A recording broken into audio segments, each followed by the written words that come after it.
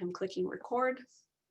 We are posting all of our agenda or all of our meetings on YouTube and posting them to our website, so you can take a look at those as we go. But with that, we have a few different topics to cover. We're excited to have folks from the police department, a presentation about ballot measure 2, in topics around the 32nd and 33rd Avenue upgrades, a presentation about the Historic Preservation Commission, new ordinance, and then we have a couple work group updates regarding some Spinard initiatives, and we'll open it up for community announcements at the end. So if you have any topics, events, things that you're interested in, we do open the floor so folks can share in the meeting. So with that, I want to open it up for the consent agenda and see if I have a motion to accept the minutes from September and the agenda for this current meeting. So would anybody like to make a motion? You probably will have to unmute. I move. Arena moves. Second. Jerry seconds. Thank you. Any discussion, any changes or edits to the minutes? Okay. They're approved. Thanks, everybody. So just want to point out a few of our executive board members who are on this in this meeting. We've got Irene, who serves as our vice president. We have Peggy Auth, who serves as an auditor, and Bob Auth, former president and all of the things on the board. Meg Milkey is our secretary. She's taken our minutes for this meeting. Arena is our treasurer. Tawny is an auditor. And I'm not sure if Julie Leonard is also on, but she's also serves as an auditor for our executive board. So everybody got to wave. If you ever have questions, we were chatting ahead of time about putting the agenda together or outreach. Our executive board meets between meetings and we get requests for the agenda. We then meet as an executive board and we put the agenda together as a group. So anybody who's interested in sending us topics, please do. You can always email spinardcc@gmail.com. Okay, and so with that, I'll move us into brief reports. I mentioned Austin Quinn Davidson is in the middle of hopefully getting her stolen bicycle back. I'm not seeing Cameron Perez Verdia. Is he on the call? Am I missing it? Or Star Marset with the school board? She joined us last month for the first time. We might be very quick then and have to skip over those reports and go to John Johansson with the airport. Take it away, John. Thank you, Lindsay. I really don't have much to report. I may be the first one here, but I don't have much to report. You know, we're still trying to convince people to use our cell phone parking. We've got a bunch of open positions, and we're still dealing with the coronavirus. We're down about 45 to 50% from our normal traffic this time of year. So that's all I really have. There, you know, Lindsay's showing what we're looking for employees. All that information's on our website. This handout that Lindsay's showing is on our website. So if anybody has any questions or comments, I'll take them right now. Sure, thanks. Irene, it looks like you have a question. You'll have to unmute yourself. And if folks want to type in any questions in the chat, you can do that, but we'll have enough time to unmute and talk. I have a question about the signs that I've noticed when I'm riding my bike out towards the airport from the east to the west. And they're the nice signs that are very sturdy along the bike trail, and it tells you what airlines are there. Where did those come from and why and who paid for them? And I don't know. Well, the airport paid for them. Basically, the users of the airport paid for them, which means the airlines, the tenants, and to some degree the passengers. They were purchased with airport funds. Airport doesn't use any state general funds, so we're self-supported with the exception of FAA Airport Improvement Program grants we get every year. But so that's where they came from. The impetus was to provide a signage that's a lot more flexible than the fixed signage that we had there. That was just basically highway signage. With these, we can change the message at any time we want. So it was just something that we've been talking about for many years and finally got around to doing. Great. Okay. Thank you. That makes sense now. Great. Any other questions? It looks like Peggy. John? Yes. I was wondering, Bob and I have been doing some bike riding and walking around Lakes Hood and Spinard, and I was wondering about the election signs that we have been seeing that look like they're on airport property because they're right next to the road.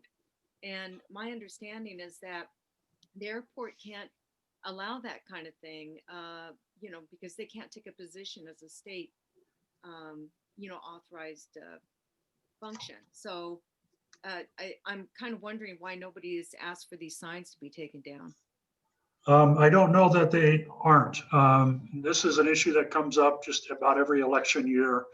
I'm going to have to get back to you on that one. I don't really understand what the airport policy is. That property property along Lake Hood Drive and Lakeshore Drive is under lease to tenants generally. And so where the line is drawn between airport property and tenant leasehold property is not real clear in my mind. I'll have to get back to you on that. Of course, by the time I get back to you, we'll have had the elections and they will all come down, but I'll try to get back to you through Lindsay sometime in the next couple of days after discussing it with airport management. Thank you. Great. Any other questions for John? Say, Peggy, would it be possible for you to give me any specific location or?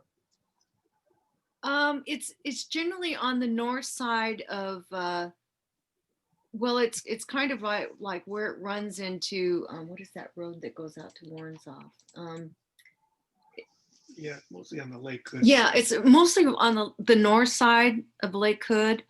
It's really close to the parking for the wheeled aircraft. There was a big one there.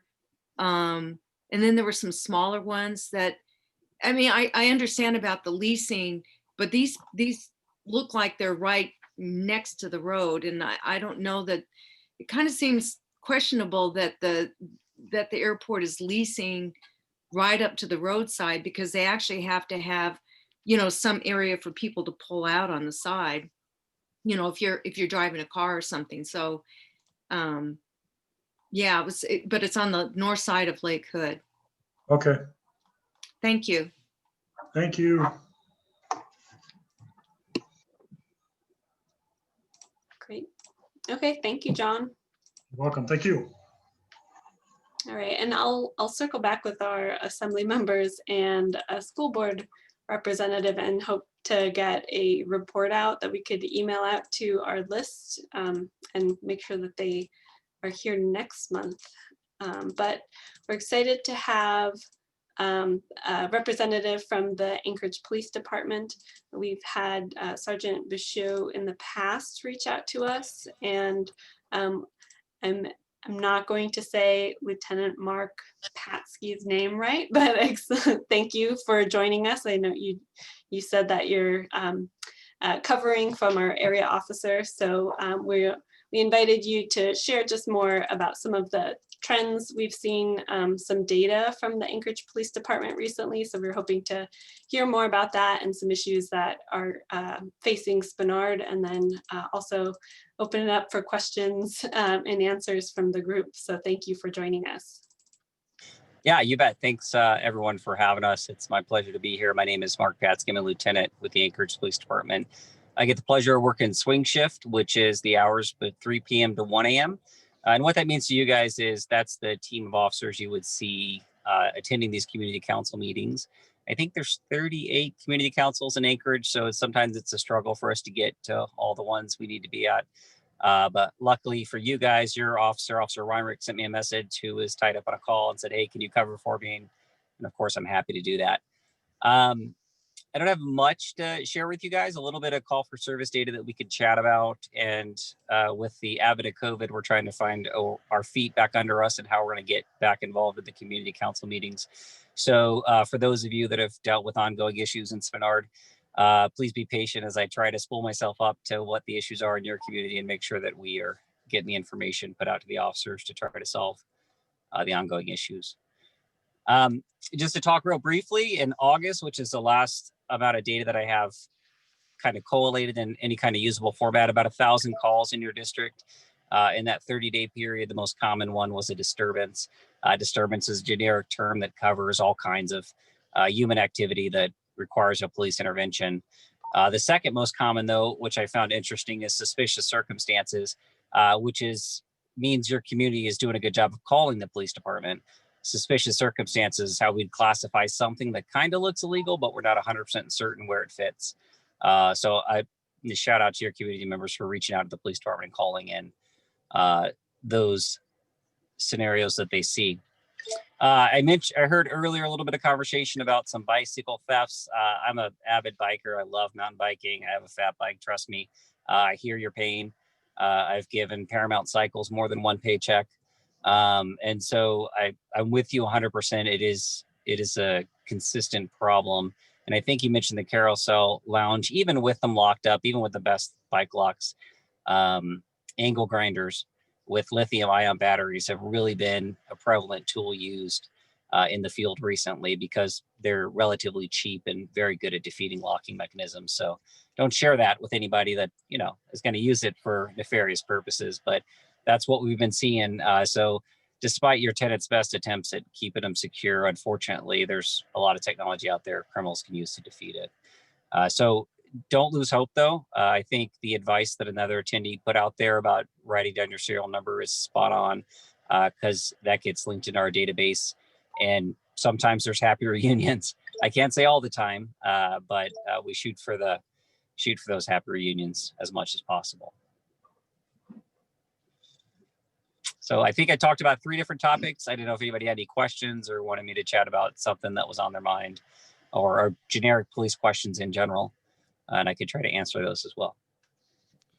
What we're finding over on the Spinard area and the carousel in particular is this traffic from 3 in the morning till 6 in the morning after your shift.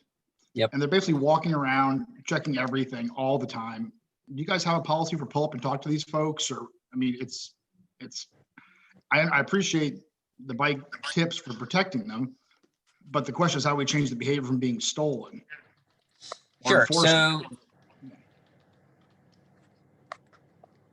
sorry, I didn't want to interrupt you if you wanted to wait until. Okay, so yeah, so it is after our shift. Good news. I get the pleasure of coming in early tomorrow to have a meeting with the other patrol commander that works after I get off. So I'll pass on that time, a date, and location to him so he can have his officers follow up. Our policies mirror case law out of the U.S. Supreme Court, which essentially says in order to stop someone against their will, you have to have reasonable suspicion that they have or are about to have committed a crime, or there's some safety risk that we need to intercede. So that's the general language. So somebody walking down a sidewalk or walking through a parking lot can't necessarily be stopped by the police against their will. We can start a casual conversation, ask them how they're doing, things like that, but they have no obligation to stop and talk to us, no obligation to let us look at their bike, no obligation to let us pat search them. So unfortunately, the confines of the Constitution kind of limit our ability to just stop people in a parking lot between 3 and 6 a.m. Without observing some behavior that tends to show that they're engaged in criminal activity. And that's one of those nuances of U.S. constitutional law that protects innocent civilians from being stopped by the police, people doing absolutely nothing, and kind of makes it just a tad harder for us to actually intercede. Now, earlier I talked about suspicious circumstances calls, we love those. If a citizen calls in and says, this person's in my parking lot and it's suspicious, the courts will actually accept that as reason for the police to stop and detain them and question them. If an officer sees it, the courts won't accept it because they expect more from the officers. So there's kind of a nuance there that when your community members call us when something's going on and gives us that avenue to get in and talk to people, it actually helps us out a lot. Mhm. And I'm sorry, I know that doesn't answer specifically on how to stop the behavior. I wish there was a way to magically stop bicycle thefts. It is a problem. Mhm. And do you have any data on recovered bicycles or any kind of other consequences for it? I mean, it's a small crime, but it's just small crimes that lead to the bigger crimes. Sure. So that's why I'm focused on it at the moment. Sure. I don't have any stolen recovery stats for bicycles. I don't know if the police department actually maintains that. We do for motor vehicle theft only because it's a separate classification of crime. Bicycle theft would fall under a general theft. And then the value of the bicycle then determines whether it's a misdemeanor or a felony. And that's really determined by the district attorney.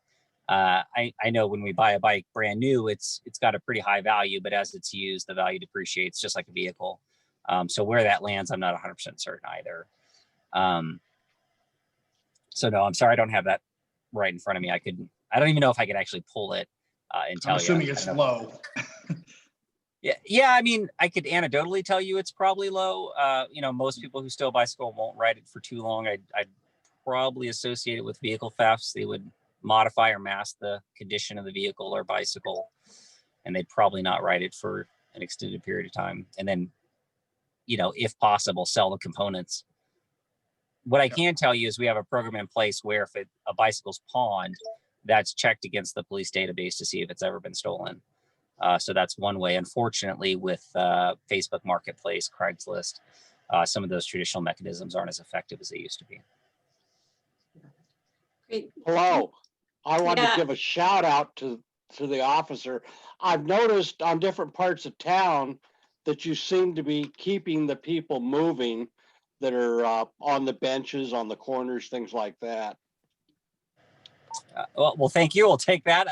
There was, the top call for service location for your particular community is actually right at the Holiday there at Spinard, Minnesota. And there was a little bit of environmental change there to help move some people along, which helps. I mean, if we can do some small modifications to the way the environment is to help us out, then we're happy to help with that.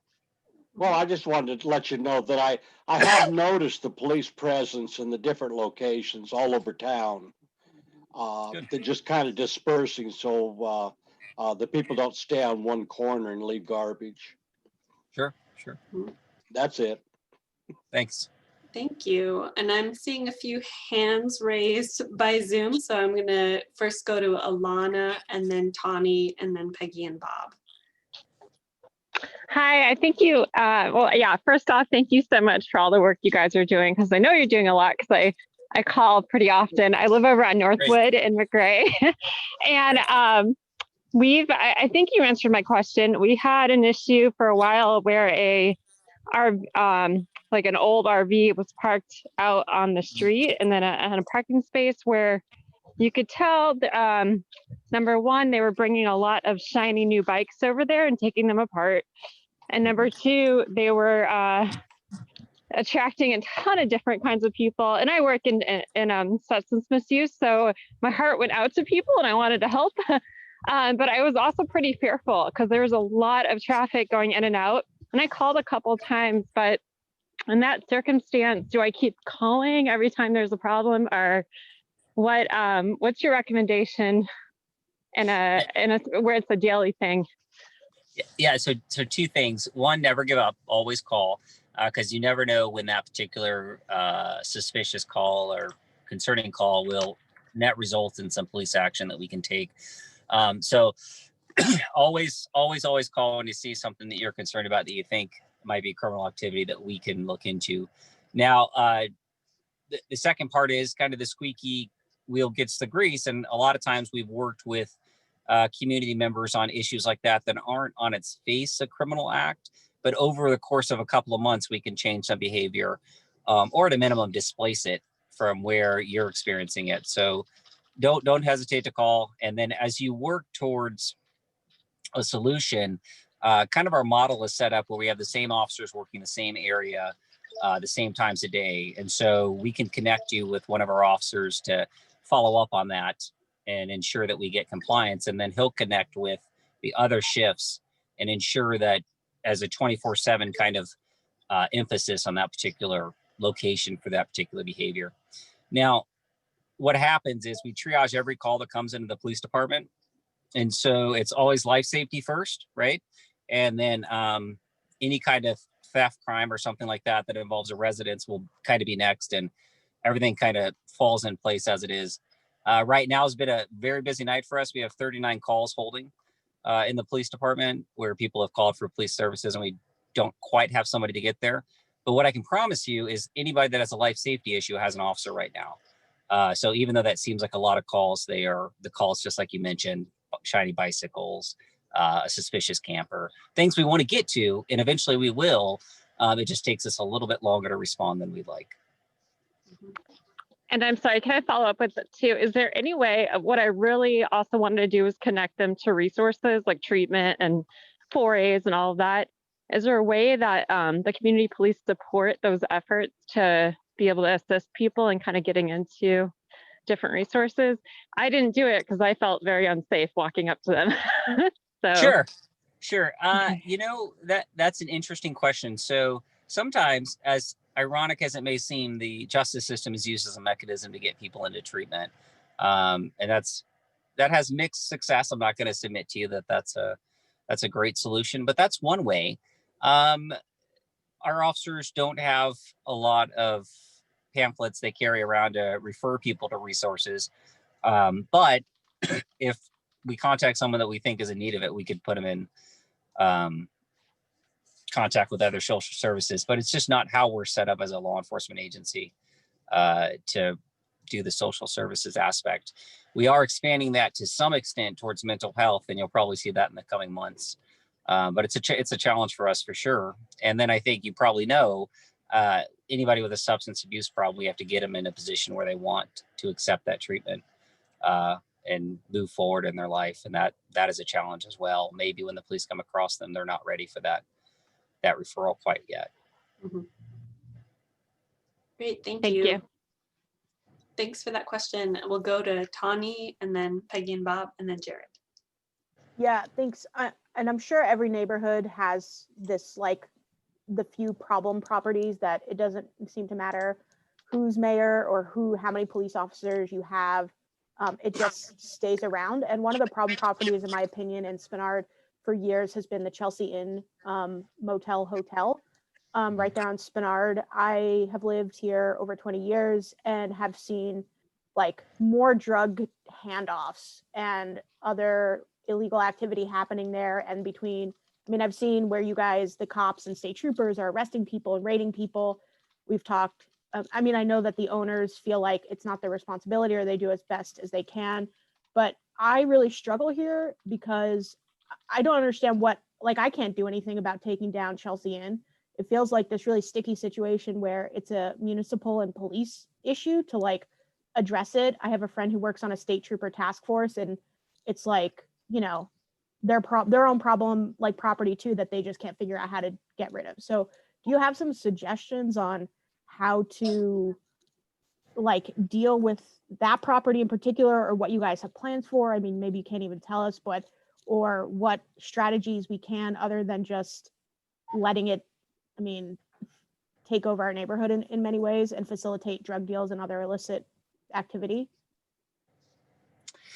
Yeah, I don't think we wanted to take over your neighborhood or facilitate any illicit activities. And if you ever see something, please call us and let us know. Let us get there as soon as we can to deal with whatever particular issue you're seeing.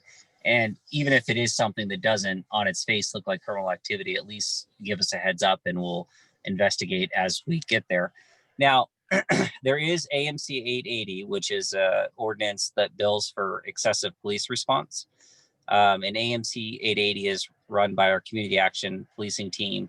And essentially what they do is they gather all the calls for service at a particular address. And as those reach a certain threshold, And I'm going to apologize, I don't have that number right on the top of my head. But as it reaches a certain threshold, the property owner receives a bill from the city, basically saying we're spending too much time there, deal with your issues.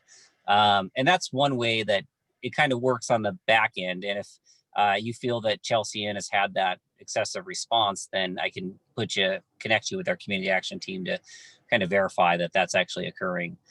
Usually they're pretty good at it. And so there's kind of some pressure that way. Now, holding a property owner responsible for the drug dealing in their particular hotel or in the parking lot is a little more challenging. The laws aren't structured in that nature. So I can't, if we arrest 2 people in the parking lot for drug dealing, I can't then go arrest the owner of the property. I'd have to show that they were involved somehow in that criminal behavior. And I hear what you're saying. You feel like they're complicit because they're allowing it to happen. I get that. I just don't know if the law is structured to deal with that adequately in that mechanism.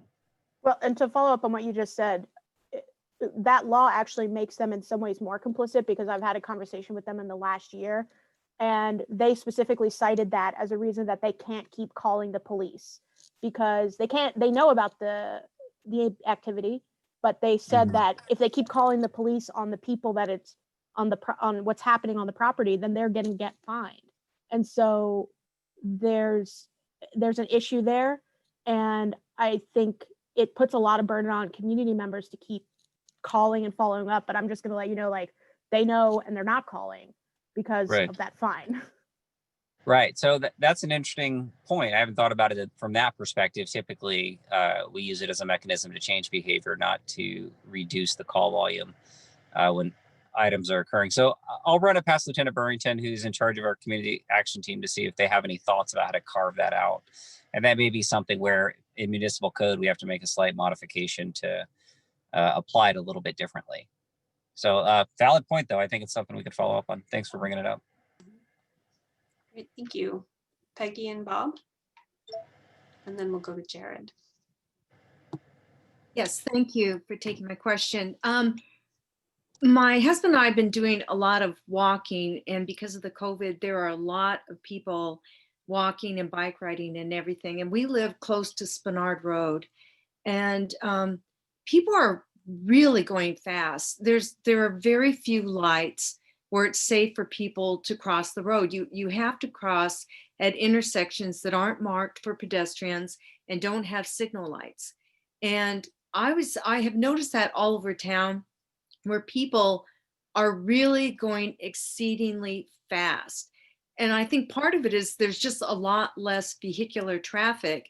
So instead of being stopped behind somebody who's going slower or because of the light signaling, that they're just going really fast. And I almost wonder if that person who was recently struck and killed, that wasn't part of the issue, is that it's just hard to get across these wide streets when people are going 45, 50 miles an hour in 35-mile-an-hour zones.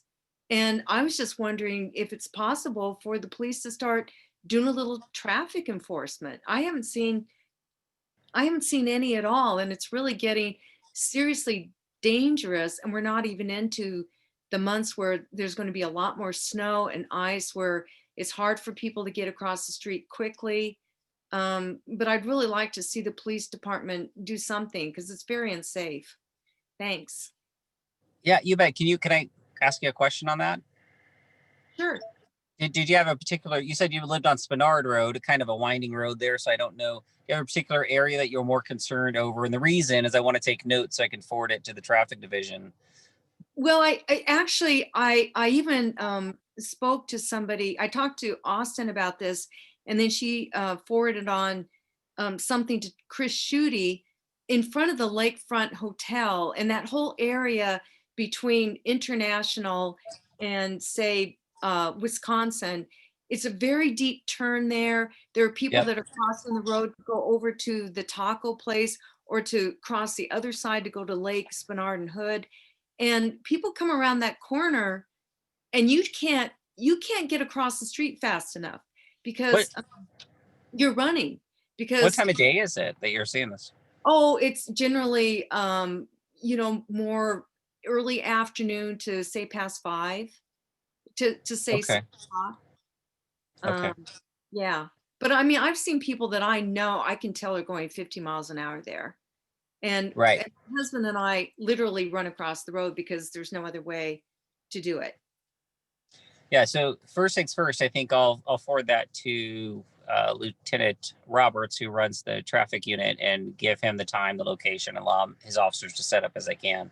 The second component to that is if you have a safety concern of a particular roadway, the municipal traffic engineers are a really good resource to reach out to them about. Maybe there's some design changes we can implement that'll help make it slightly safer.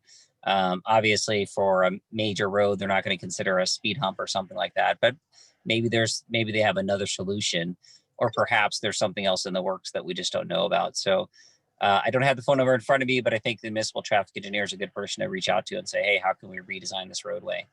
I don't know if you know the history of Spinard, but I don't think that road was quite set up to be a major road. It was, I think, pretty sure a moose trail is what I've been told. And then they decided to pave it over. So much like some of the streets you see now are much broader and straighter and have better lines of sight. So we'll do our part. I'll pass it on, and then keep calling when you see stuff. So we put it in the call stack and try to respond as appropriate. But I think also the traffic engineer could help us with that a little bit. Okay. And just so you know, the traffic engineer does know, because Chris Judy sent it on to him, and our rep, Austin knows about it. Chris Judy knows. And then I did make it as comments in the Spinard corridor plan about making it safer there. Perfect. Don't give up. Stay with it. Don't give up. It's change is slow, but hopefully we can get you there. All right. Thank you. Yes, ma'am. Oh, Peggy will stay with it. That's for sure. Thank you. And our last question is from Jared. Hey, I'll be super quick. I do want to thank you guys. Just for all the work you guys do. It seems like every few days you turn on the news and something's happening. So I think there was a shooting the other day in the east side of town. And but anyway, especially with what's going on in America, I think you guys get a pretty hard job. So I guess my question is, my question is, what I've seen in the last few months from the assembly is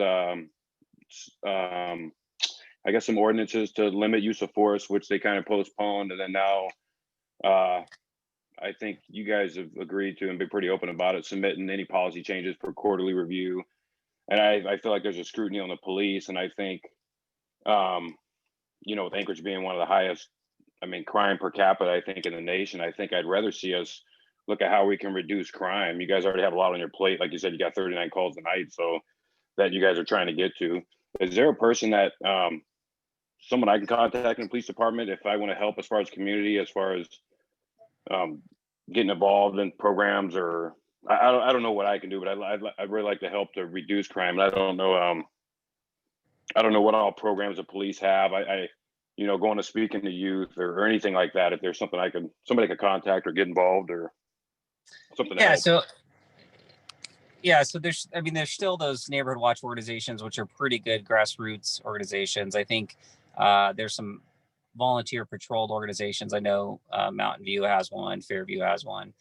So if you're interested in starting up something like that, that'd be something that we could look into. Lieutenant Burnington is the community action policing lieutenant, so she would be your best point of contact. And if you shoot me an email, or if you just look her up on the Muni webpage, you'll find her information. And I can spell it for you if that's easier. Yeah. What's your last name? So my last name is Patzke. It should be up on the Zoom thing. And then hers is Burnington, Burnginton, I think. Burnginton. But Okay, just shoot it to me and I'll get you to her. Okay, cool. And we'll get it taken care of. So, and ultimately the best thing you could ever do is call us when you see something. Let us get out there and take care of business. So as far as the assembly ordinances and things and the policy review, we're happy to work with anybody. That's 100% part and parcel of policing in a democracy. And if people want to chat about policies and we can get some input and be a little better, absolutely, we're all for it. Right on. Okay, thanks. Yeah, you bet. Great, thank you. Really appreciate you filling in for your colleagues out and Spinard. Yeah, really appreciate it. And we'll work on having you or others continue to join our meetings. So always have a lot of good conversation when that happens. Thank you. Thank you. Great. Okay, so yeah, keeping us going. Shay has joined us for the discussion around ballot measure 2. And just some information about a conversation we had as an executive board. We were approached by the Alaskans for Better Elections initiative, and typically we have a candidate forum with a lot of West Anchorage community councils when there's assembly elections coming up. And since we don't have one, we didn't put together a mini forum of any sort, but we did have enough questions about ballot measure 2 that we thought it'd be good to have some discussion on this and bring it forward. I'm sure folks are aware that we've got an election coming up in less than a month. And so just wanted to be able to have some information about this initiative and have the opportunity for questions and discussion from the group. So with that, I'll turn it over to Shay for brief information about the ballot measure 2, and then we can open up for questions. Awesome. Thank you so much. And thanks everyone for being on. I'm going to go through a quick presentation with ballot measure 2, and it's a little bit shorter than if you've seen any of our other presentations. It's a little bit shorter than those, but what I want to do is get through it quickly so we can get to questions. And can everyone see the yes on 2? Yes. Great. So I'm the campaign manager, so I should be able to answer any and all questions if you have them, and I hope that we'll have a good discussion. But how yes on 2 or the ballot measure 2 came about was a group of elections attorneys and politicos and a bunch of people in Alaska came together, and they were trying to solve this problem of polarity, partisan gridlock, voter turnout, verifiability, and various issues within our campaigns. Across the board, we can look at our current system and see holes in the ship of our democracy. And so what ballot measure 2 aims to do is start filling those holes through providing more access to ballots for all voters, regardless of partisanship, making sure that, you know, when we come to the end of a general election, it's not either we get what we want or we get the exact opposite, but we get something that we next prefer. And that's preferred by over 50% of the voters in the various districts. So without further ado, the first thing that ballot measure 2 does is creates an open, nonpartisan primary. So basically what happens is we go from our 2 closed primaries, so 2 primary ballots to 1 single ballot. Right now, for instance, I'm a nonpartisan voter. I choose not to register as either Republican or Democrat. I register as nonpartisan. Now, our registered voter numbers in the state of Alaska, over 63% of our registered voters in the state of Alaska choose not to register as Republican or Democrat, but when they go to the primary ballot, we try and push them into 2 separate buckets. And so we provide half the candidates to one group and half the candidates to another group. That doesn't make any sense. We all pay for our state elections. They're paid for by the state. Why should they then be run by the parties, the 2 major parties that we actually leave out, Libertarian and Green? So what it does is all of the candidates for state and U.S. congressional office compete on the same ballot used by all Alaska's voters. The top 4 vote getters, regardless of party registration, advance on to the general election. So no ranking in the primary election whatsoever. It's just traditional voting methods. And the top 4 vote getters, regardless of party, move on to the general. What this provides is more choice for Alaskans. And the 4 best candidates decided on by the voters move on to the general election. Now, in the general election, this is where we get most of our questions. What we're instituting is something called ranked choice voting. And I'm going to show a video after we get through these slides, and I'm going to show you exactly how ranked choice voting works. But what it does is it lets you rank your candidates 1, 2, 3, and 4. First being the best, fourth being the worst. Now you can just rank one candidate. If you see all the rest of the candidates and you just don't want to vote for them, you can rank just one candidate. You can rank just 2 candidates or 3 candidates. But what it gives you is it makes sure that we have majority winners every single time. And it takes away the spoiler effect. Basically, the spoiler effect is that you see a Democrat and a Republican as the top 2 contenders for a certain seat. And then someone enters in a independent who's either more conservative leaning to chop off voters from the conservative, or an independent who's more liberal leaning to cut off voters from the liberal. And so what we get in our current system is the spoiler effect. And that spoiler effect causes us to have winners with 40%, 30%, not a true majority being 50% plus 1.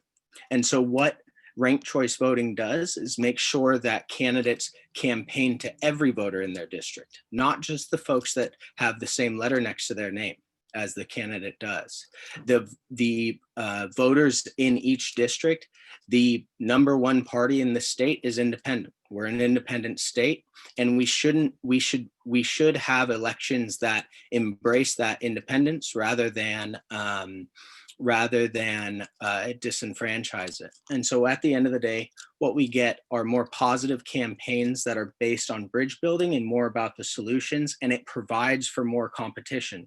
You take the top 4 candidates from the primary, you put them in a general and make them get over 50%, you get better competition, you get better solutions, you get better conversation around campaigns. And that whole mudslinging thing becomes a non-entity because of the fact that candidates have to vie for those second place votes. So if I'm a candidate and I'm talking trash about another candidate and just talking bad about them, well, then I'm going to shoot myself in the foot because I'm not going to get the #2 votes that I need to win to get a true majority. Finally, this is the video. I have it open in another tab. I'll switch to it soon. It'll show you exactly how ranked choice voting works. But finally, the third part of the ballot initiative is requiring campaigns to disclose the true source of contributions.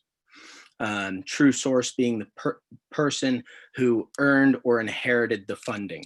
And so what happens right now is dark money comes in, and what dark money is, it's really important to know, is anonymous spending. So rich persons 1 through 20 give to one group.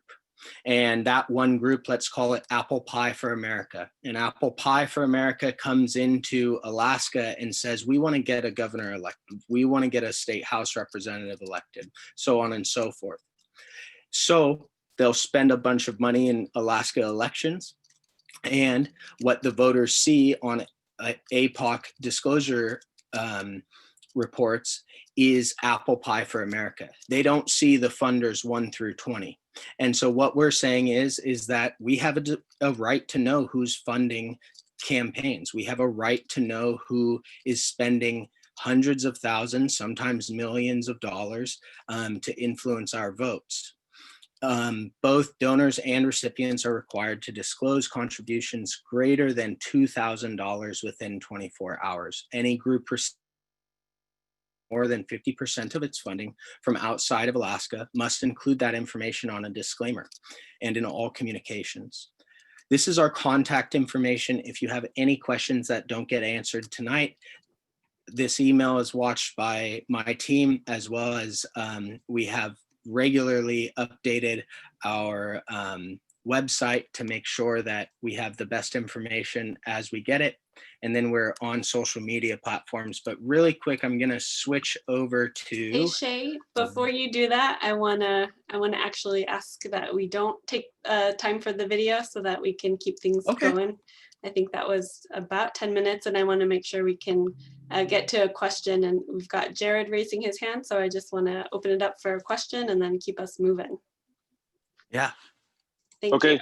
Hey, I'll try to keep it quick. I got tons of questions, but I don't want to ask them all. Yeah. So I first heard of ranked voting about a month ago, and I've been digging into it on both sides because the hard part for me is the ballot measure, from what I understand, is about 25 pages long. It changes about 74 statutes in our current voting structure, which is a lot to me to understand, and it's a lot of changes. So I guess let's try to write these down. So I think the one point that we have so many undeclared voters, I think that's not because people register as undeclared. I think during our PFD application in 2016, they decided that when you fill out a PFD application, you're automatically registered to vote. And unless you go in and change it, it's going to remain that way. So I think that's why we have so many undeclared voters. And then the hard part for me is you're voting for 3 or 4 choices. It's really hard. Most people don't know that much about 3 or 4 different candidates. And, if my first choice candidate is eliminated because he doesn't get the majority of the vote, or he's last, and then, they go to my second choice, and then they keep going until someone gets a majority, I think potentially somebody could win the election that was my last choice, or say I only had one choice and he's eliminated, then whoever wins, my vote was kind of not included at all, really, because they're going to go to people's second, third, and fourth choice candidates. So I don't know. I think it kind of jumbles things. I think it really changes a lot. I think right now what I learned is Maine is the only state in the United States that has adopted this. And I'd rather see it happen in some other states before we adopt it, as kind of a guinea pig, kind of a trial error. I'd rather see some other states adopt and have success before Alaska does. I'm keeping notes. I'm going to go down the list. So you said the 25 pages, the undeclared voters, the confusion, the one choice thrown out, and Maine is the only state. So I'm going to start at the top. And I'm I guess I'll let you go. There are some other cities and counties, but as far as the state adopting, I think Maine's the only one that's done as a state. Yeah, so I'm going to go down this list. So the 25 pages, it's really important to note that when people file a ballot initiative, they normally file it in a suggestion type idea. They give, 3 paragraphs of graphs of what they want to do. And then they hand it, if it passes, then it gets handed over to the legislative drafters committee, and they change all of the statutes. What we wanted to do was make sure that everyone knew exactly what was in this bill. So we drafted it in legislative drafting form. So every single statute that is changed, every colon, every comma is exactly how you will see it in the statute books, so that no one said, you're trying to pass a Trojan horse. No, it's right there in front of everyone. We put that out there, and we've actually had reached out to the state to try and get legislative committee hearings on it, because we wanted people to know. And so we've had over 4 legislative committee hearings and had a sectional analysis drafted of what each section does. But when you change elections, there are a lot of ancillary byproducts of when you change certain statutes. So if you take the oil gas tax, for instance, it's a 3-paragraph ballot reform, but that will change hundreds of pages of state law. Undeclared voters, I can't speculate and speak to the fact that, speak to what a voter is thinking when they are declaring a party or non-party. But all I know is that we have the largest percentage of voters in the United States that aren't registered as Republican or Democrat at 63%. Right. I think that's because they're automatically, I think it's when you put in for your PFD application, you're automatically registered to vote. And unless you go back and change it and choose a party, I think that's where that come from. Yeah. Maybe I'm wrong. I will have to check for you and get back to you on the voter confusion. Maine did exit polls on voter confusion. The 22 cities that have passed this across the United States have done exit polls to see how voters understood the ballot. Every single one has, the worst one that I've seen was at 94% of voters were not confused whatsoever. So only 6%. Most of them hover right around 98 to 99. And in terms of not knowing about four choices, that's one of the greatest parts about this measure, is that it incentivizes candidates to educate more voters. And, you know, voters have preferences on certain candidates. And if you have four of the top candidates on the general, then you have four candidates that are able to fundraise and run education campaigns about their platform. One choice thrown out, what if you only mark one choice on the ballot? What you explain there is our current system. Right now, if the candidate you vote for loses, and let's say there's three candidates in the race, your candidate got 39%, the one that you voted for, the other one got 41%, and then a middle one got 20%. Well, 59% preferred a different candidate. 59% of the voters preferred a different candidate, but 59% of the voters had their votes thrown out because they only voted for one candidate, because our current system only lets people vote for one candidate. It should be up to the voters to mark their preferences, to know, to decide whether or not they want to make their preferences known and have a candidate at the end of the day that has over 50%. In Maine, they passed it in 2016. There have been 3 repeal efforts since 2016 by special interests. The people of Maine have struck those down time and time again to the 60th percentile. Okay, I'm gonna step in and say thank you for the conversation. Yeah, of course.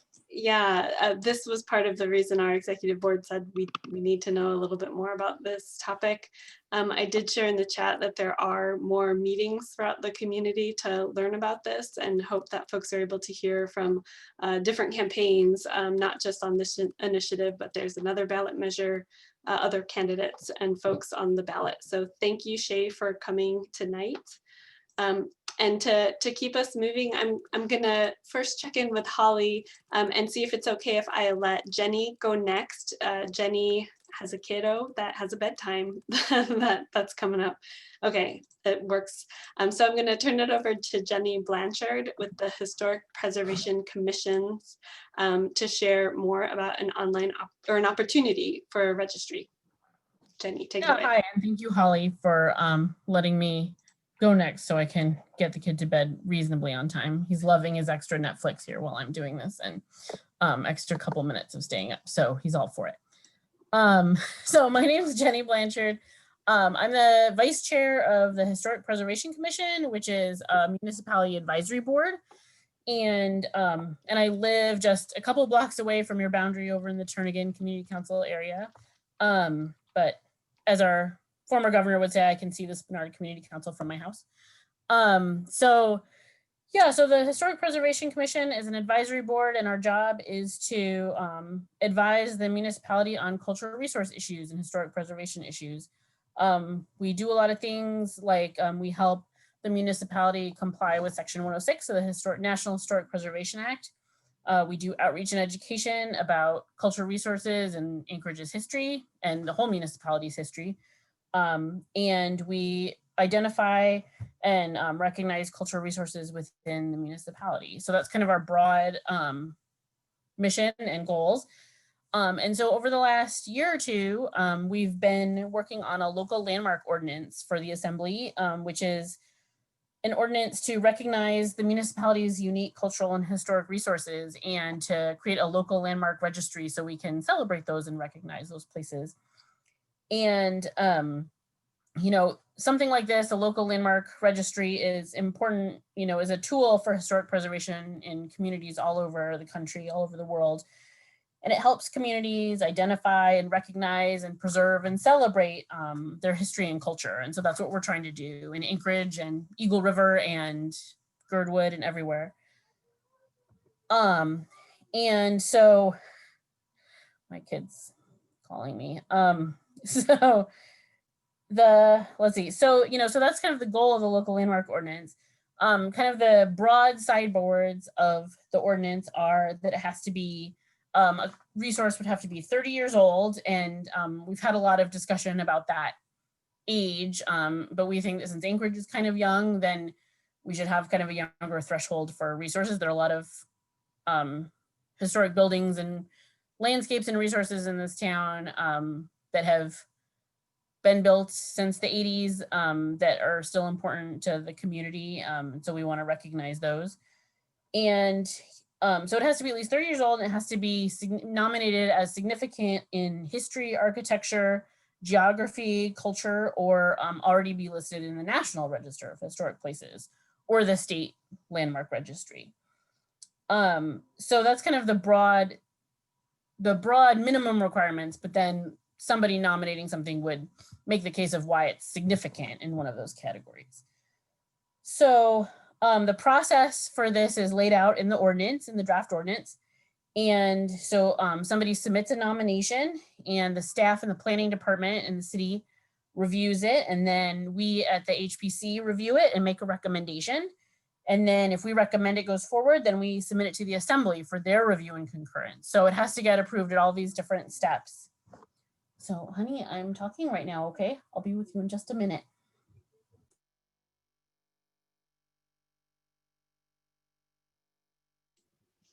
This is a little taste of work from home, school Yes, from exactly. home, all of the things this is from working home. from home. The times we live in. So, so yeah, so that's the process. And so it has to be approved by all these different levels. It's also totally voluntary. You have to have the owner's permission to do it. So like, I can't nominate your house or your building to this registry without your permission. That's always a big question for people. Like, you have to have the owner's permission to do this. And, and unless you're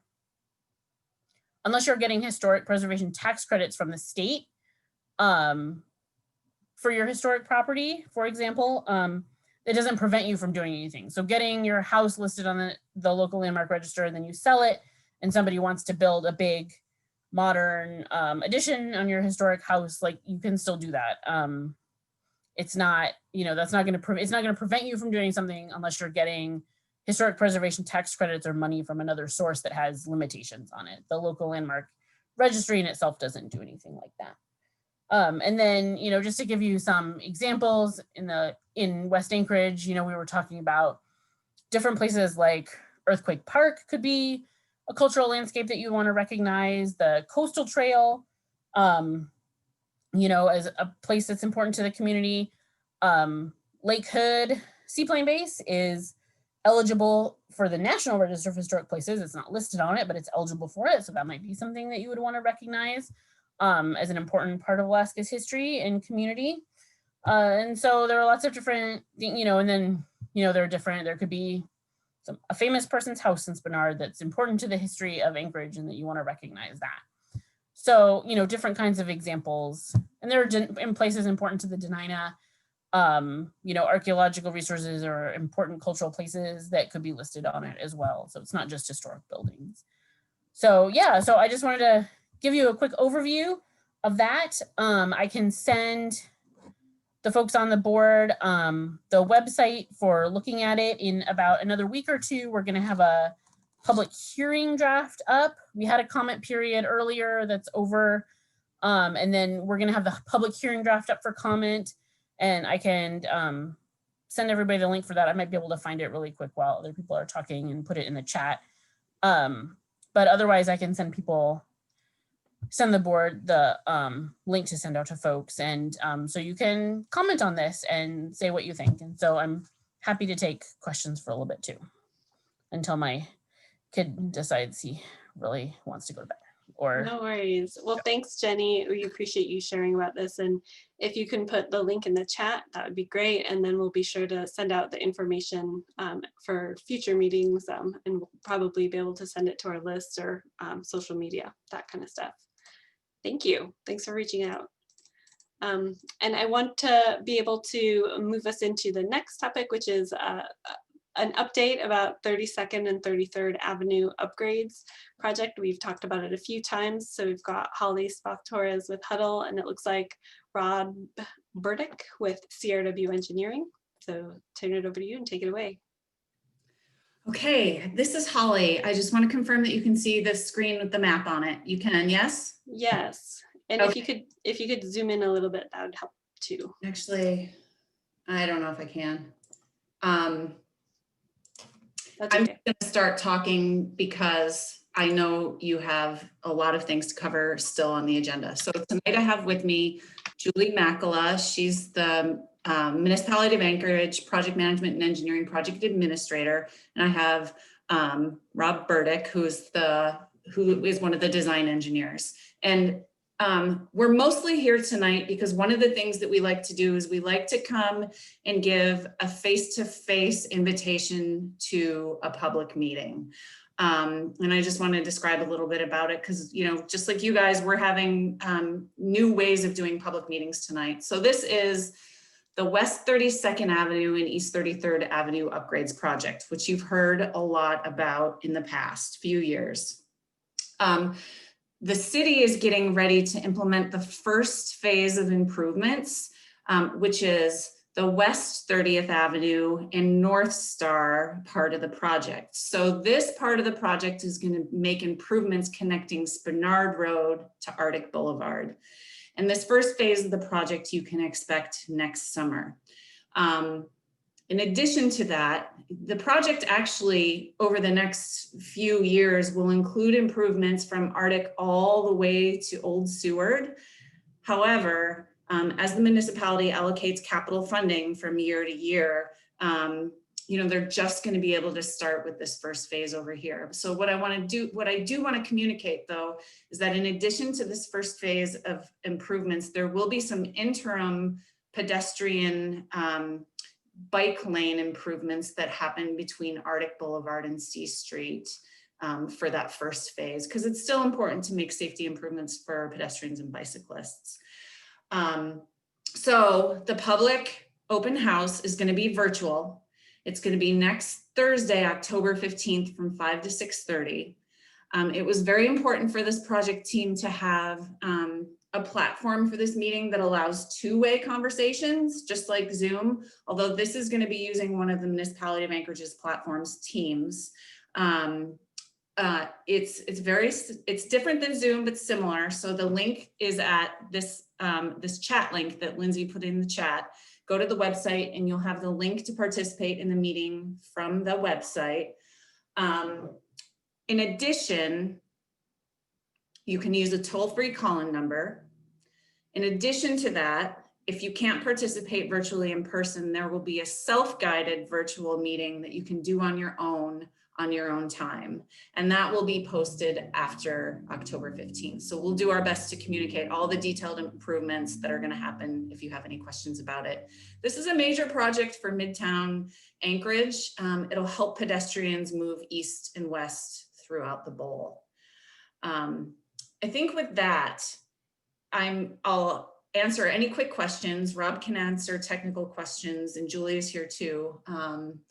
And I'll make sure you have you can always call or email me. I'm very accessible to anybody who has questions and I'll put my contact information in the chat. So I guess with that, I'll just answer any questions. Great, thank you. Anyone have questions for the team?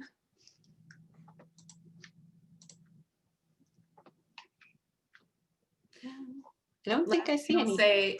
I just appreciate you having us. I know you have a lot of business to do and we just like to do this face-to-face invitation. So thank you. Yeah, well, one part of this project, this first immediate step is many folks will know that you can't currently get from Spinard to Arctic through that section. It's kind of around the water AWWU. So this is a really great opportunity to connect Spinard to Arctic, in my opinion. Agree. Thank you. Great, thanks thank you for that. And there are some links in the chat for folks, and we'll be sure to send those out with the minutes as well. But I'll keep us rolling to some Spinard work group updates. I'll first turn it over to Meg to kind of cross a line through the Trick or Treat Fish Creek event and think through different ways to engage for Halloween. Hi everyone. So the update for those who haven't heard is that we have unfortunately had to cancel the Trick or Treat Fish Creek event.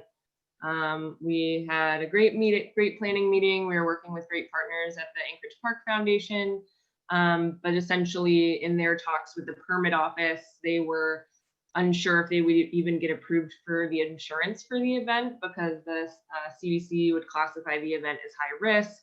And even if the insurance would have been approved, there would have been some kind of annoying logs and other things that probably just wouldn't have made the event very worth it. So that was a bummer, but it makes sense seeing where we're at. So I know that some people are, including myself, are looking for alternative ways to kind of celebrate spooky season in Spinard Community Council in our neighborhood. I'm going to put my personal email in the chat box and encourage folks to reach out if folks have ideas. One thing that I thought about would be using our Facebook page and doing like a neighborhood decorations contest, maybe with like households taking photos of like the outside of their house, or even just like a fence or something and posting it.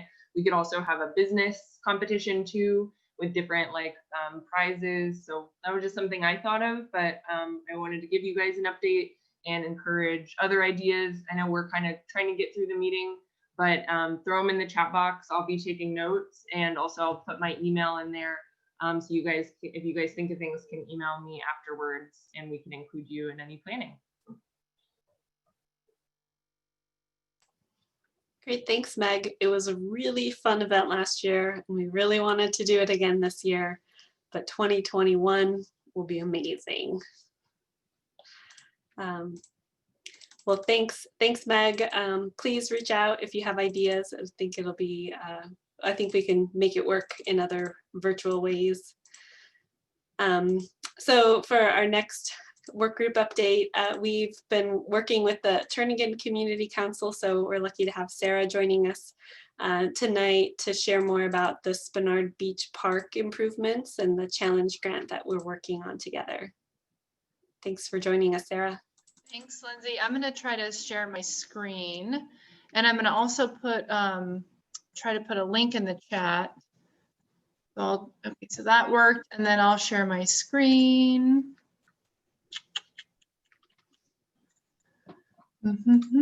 Okay, so hopefully y'all can see this. We've actually been working on this project now for over a year. I think I presented a couple times when we were all meeting at the rec center, for those of you who remember, but this is the challenge grant, the matching grant from Anchorage Park Foundation, which is funded by the Rasmussen Foundation. So we finalized our flyer. Well, let me backtrack a little bit. We did get an extension. Almost all of the projects received an extension because of COVID. And so we've got a year extension. The flyer is all finalized. And so I wanted everyone to have a chance to take a look at it.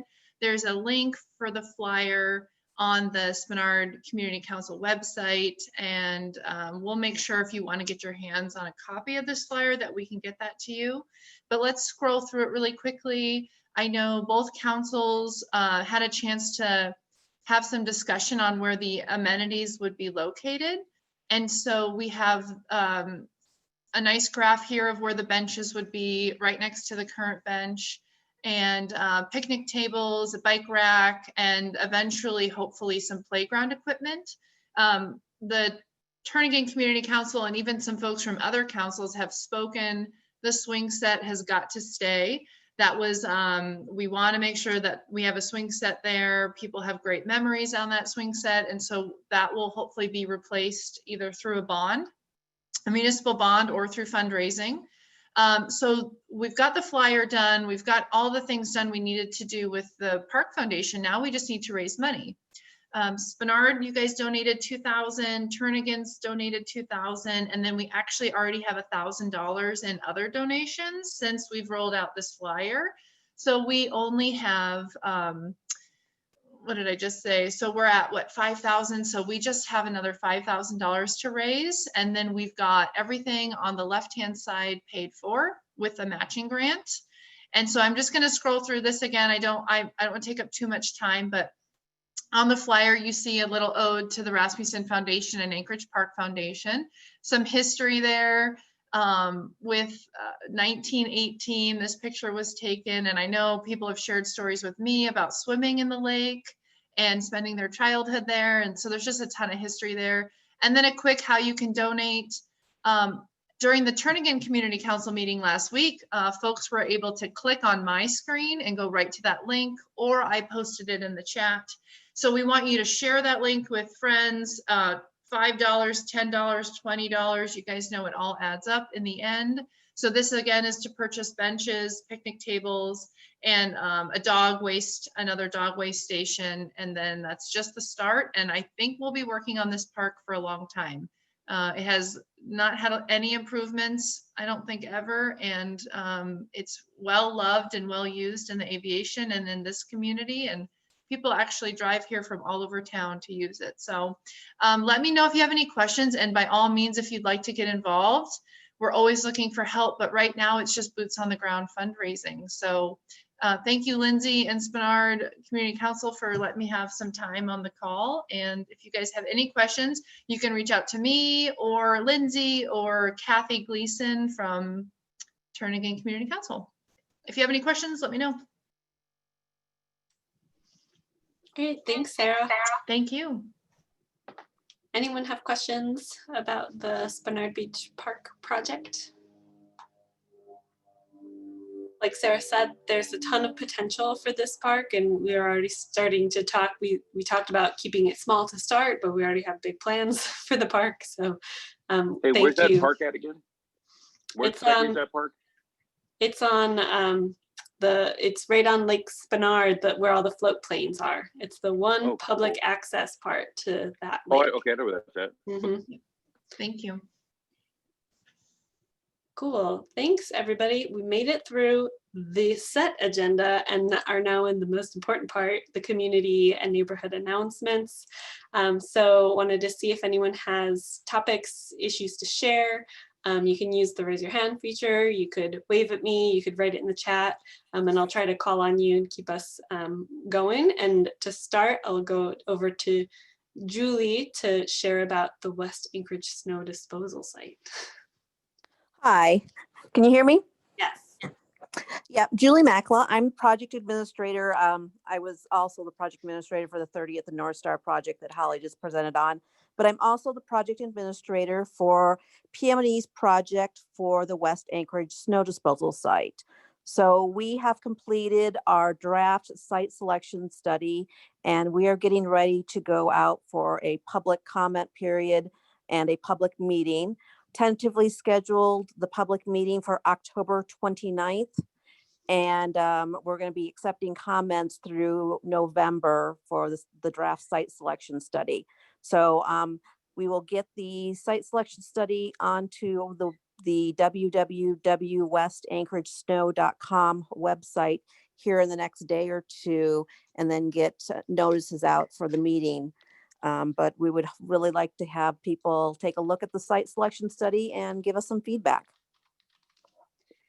And can you just share, Julie, if I'm remembering right, is it replacing the current snow disposal site kind of near Connor's Bog, where it becomes a big snow mountain over the winter and then it melts over the summer, that we need to choose a new site instead of there? Is that what? Yes, the current site is a short-term lease from the Anchorage airport. And so procuring that lease every year is very difficult. And so the last couple of years, we haven't gotten it right before the first snowfall. It's very iffy if we get it at this point. And so this would be a permanent site that we are looking for that would be able to replace it. It would be municipal owned. We would have it in perpetuity. It wouldn't be subject to any short-term or long-term lease. And the biggest thing that we're looking for is a 24/7 operation. the majority of street maintenances, hauling activities happen early evening to late at night. So that's when the traffic is less, and the cost of hauling snow during that time period is about half of what it is during the daytime, which means we get more bang for our buck, more streets cleared if we haul at night. Okay, thank you. And so there should be some proposed locations for it. Is that what? We proposed 2 locations at our first meeting, which was one at Connors Bog, just south of De La Vega Ballpark. And this is also south of, it's kind of a little bit southeast of the existing site. And the other one was in Strawberry Bog, which would be south of Raspberry Road and west of Minnesota Drive. Okay, thank you. I just added the that website into the chat, so folks can also look there, and you can scroll through and see some of those sites. Yep, and I will make sure I'll instruct them, HDR, to get the site selection study on the website as soon as possible the next couple days, so people can start looking at it. Perfect, thank you. Thank you. All right, anyone else have updates or announcements? You know I do, so I'll fill in the air while you think about it. I just wanted to share about the Spinard corridor plan because we talk about it all the time. The plan was adopted by the Assembly, and it's not quite over the finish line yet.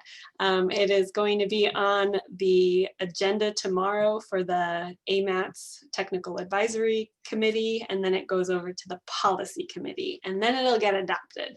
And so we're close, but we're not fully there. It does serve, as we've seen it over the last few years, as kind of a coalescing vision for the community. And there are a lot of implementation steps laid out in it when it comes to improving or developing throughout Spinard. So the next steps we'll be talking about how to make it go from a plan into action. So I just wanted to let folks know it's getting close, but it's still not quite there. And since I filled some air, we've got Jared. You want to go ahead and share your announcement?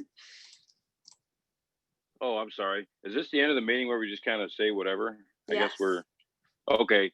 So I don't want to campaign for anything, I guess, but ballot measure 1 is going to increase the oil taxes, I guess, on the oil companies. And there's a new oil company up there that's a private owned business that is just starting off. They just took over for BP. So just my experience, I do work on the slope. I started off as a janitor there about 10 years ago for a very little wage. And I've worked all over the slope. And in my experience, anytime taxes have passed, it's been really bad for what oil companies do is they get investors to come in and invest in new wells to be drilled and new projects. And it's really hard right now to get investors with the price of oil. So, a lot of them are going to new, green energy, renewable energies, that kind of stuff. So I think increasing taxes right now, at least from what I see working up there, it just takes more of the pot away that would go to investors. I think it's going to discourage more investors. So I don't want to tell anybody how to vote. Just my experience being up there 10 years, and I probably had worked in a bunch of different areas. I've seen the jobs up there, the people that are employed fluctuate and then drop down with oil prices and taxes and all that stuff. So I think it's bad, but that's just my opinion, just from working up there. And I know it's a big issue coming up in November. That's ballot measure 1. So that's my experience from working up there, and that's my opinion. So I don't know. I just figured I'd offer that. I don't know. I hear a lot of stuff supporting ballot measure 1 also. So I just wanted to offer my perspective. Yeah, thanks, Jared. Sarah Prescott, nice to see you. Hello. I just wanted to let people know that I'm speaking on behalf of Anchorage Public Library tonight. And our buildings are closed, but we're still offering services. So you can still put books on hold and come pick them up during our business hours, which are at LUSAC Monday through Saturday, 10 to 6. And we also have launched 2 new services called Personal Librarian. One is for just fun stuff to read, and one is for research help, and it's all ages. So it can go from, a book report that, your 3rd grader needs to do to you're working on genealogy. And so you can just tell us what it is you like to read or what it is you're working on, and we'll put items on hold for you. Can come pick them up. And you can find that information on our website, or you can call us. And that's all. Thanks, Hi, Sarah. And Hoopla. You can always do Hoopla. Yes, all the downloadables at 2 a.m. Peggy. I just have a question for Sarah. Sure. Sorry, I did. Okay, sorry. I have a question for Sarah. Mhm. I did a hold, and the signage for pickup is very, very confusing. And they need to have a sandwich board sign or something, because I went to the back side of the building, the employee entrance, because I couldn't figure out where I was supposed to go. And I'm sure that's very common. So if you could do some signage, it'd help. Thank you. Yes, I'll let them know. Thanks. Remember when the library was getting remodeled and it had all the arrows throughout where you could find how to get? Yeah, that's what it reminds me of. There's more. There's arrows all over the building. Now we'll put them on the outside. So, because yes, that's not the first time I've heard that. So No worries. Thanks, Sarah. Any other community announcements? Anything going on in your neighborhood you want to share? Oh, Paul. Oh, Lindsay, I just want to say thank you for doing this. I know it's a lot of work, Oh, no worries. and internet connection is good or not, but just thank you for taking this on. It's a lot of work. Yeah. Thank you, Paul. I will share one other thing I started to dig into today that will probably bring back around to the group is the capital budget. The draft budget is out for the city for 2021. And before the summer hit, we put in our proposal for capital improvement program, which are different roads, parks, trails that we would like to see improved in Spinard. And there's a proposed budget that shows for next year and then like 5 years out. And so I was started to comb through it for Spinard projects. Not all of ours are on the list for even the next 5 years, but there are a few for this upcoming year and within the 5-year kind of time frame. So I wanted to be able to circle back on that. Spinard Road from Benson to Minnesota is a section that is kind of up for design and hopefully construction in the short term. And so there's a bit of money associated with that right now in the draft budget for $160,000 to do design and construction. And then the 32nd, 33rd project we were just talking about would also go on the bond for about $1.5 million for that first phase. And they also on the capital improvement program budget for this coming year was the West Anchorage snow disposal site, which is about $470,000. And then it will be much more going forward because it'd be land purchasing. So anyway, just started to dig into the capital budget, and there's a lot more to uncover from there, but just wanted to give a little shout out to that. I'll put another fancy link in the chat so you can go dig through it too, help me understand it, and we can bring the information back to folks in Spinard. Lindsay. Yeah, Anna. Hi, I'm new. I wanted to introduce myself. Excellent. I live in Arena's basement. Great, we're like neighbors. Yeah, my name is Anna. I relocated from Redding, California back in August, and I am working for Forrest Dunbar for mayor. But happy to be here. Spinard is awesome. It's beautiful. It's a lot of fun to walk around. Yeah, love it. Great. Well, thanks for joining the community council meeting too. Arena's pretty good company too, gotta say. Irene, you have your hand up and you're muted. Anna, were you the person I talked to at the Beartooth about a couple weeks ago? You weren't at the Beartooth. Somebody just moved up from California. No, okay. I don't think so, because I don't think I've been at the Beartooth. Well, we were sitting outside under a tent and somebody. Oh yeah, no. It wasn't. Okay. There's a few of us. California's on fire. It's not the best place to be right now. That might have been the reason. Thanks. Great. Anything else? George, you just appeared. Oh, but you're muted. Hey, me and Anna will have to talk sometime. I'm supporting Dave Bronson for mayor, so I had to drop his name since I heard Forrest Dunbar in there. Right. Hey, George. Oh, no, I just wanted to say hi. I was cleaning my living room, so I didn't have the video on. No worries. Thanks. Tani from I just Mayor. wanted Is that another one? I just wanted to say hello. I've been on the phone the whole time. I didn't have my Zoom connected, and I've been a resident of Spinard for over 21 years, and my kids go to Aquarian, and I've been at a few community council meetings before 2020, and I was hoping to talk to assembly members because they won't answer my emails.